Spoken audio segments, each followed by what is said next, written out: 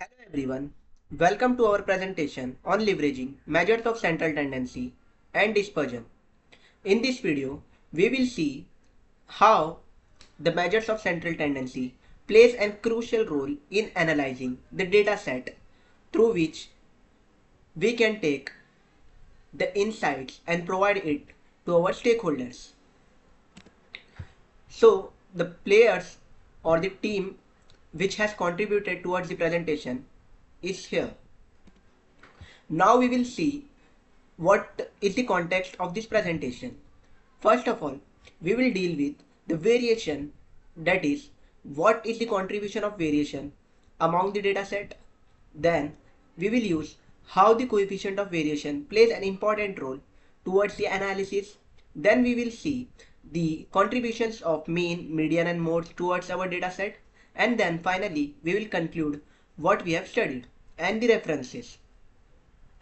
Now, here is the case study where the customers were visited to the website of a bike selling company that sells the second-hand bike, but they were not able to find the best bike as they want with their facilities. So, the requirement team has a task that they have to develop or create such algorithm that will be suitable for the customers and they get the bike which they want easily in the first look. So, how will the development team work on it? So basically they have analyzed the data of the past sellings of bike, and that was analyzed by the analytical teams, and they will provide the information to the development team so that they can improvise or customize their website. Now, this was the dataset which was provided to the analyst team. This dataset provides the information about the past selling bike, like which bike sold has been sold towards by the website. So, as you all can see, the first column gives us the information about the bike name, and the rows which we are able to see is the bike name, price, city, kilometers, owner, age, power and brand. So this is the dataset of the website through which the bikes has been sold. Now they started the checking variation within the price, like if there is a variation within the price of the selling of bike, but the variation within the price was very large, so there was not able to predict whether the customer will buy the bike within the range or not. So they decided to go to check the coefficient of variation within the prices of bike. Like here we can see the ages and prices and ages and prices. The first owned bike means if I am the seller, then if I sell this bike to the first owner, then it will be known as first owner bike.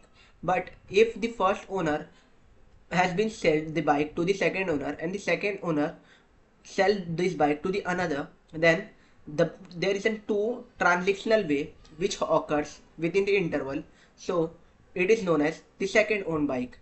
For calculating the coefficient of variation within the dataset, we used the sigma upon m into 100, where sigma is the variation within the dataset and mu is the mean of the dataset.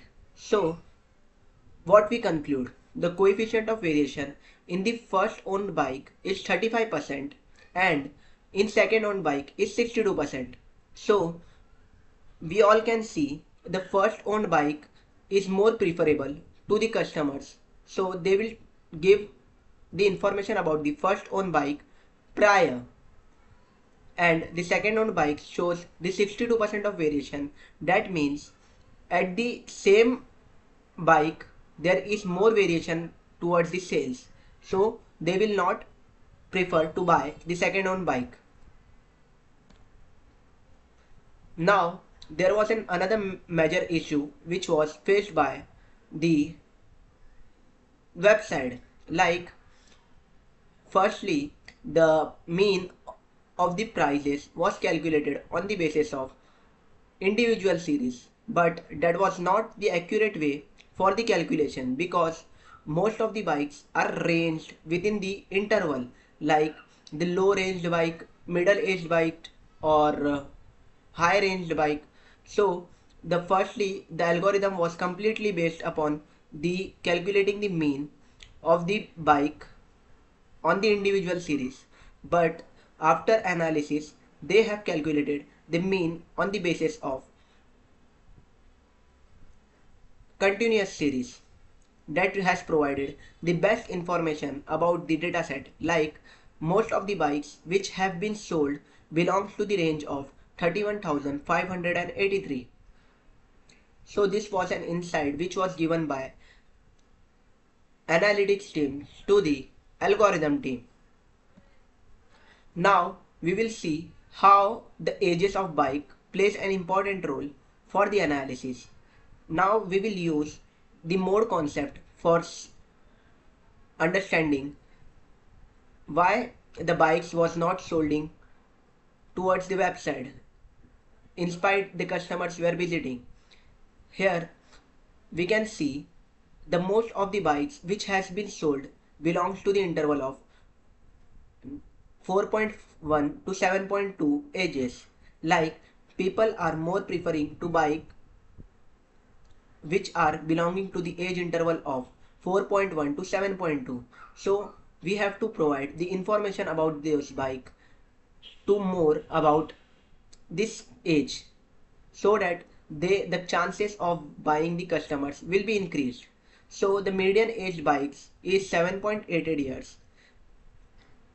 The customers were more likely to buy this range bike because they comes under the suitable conditions.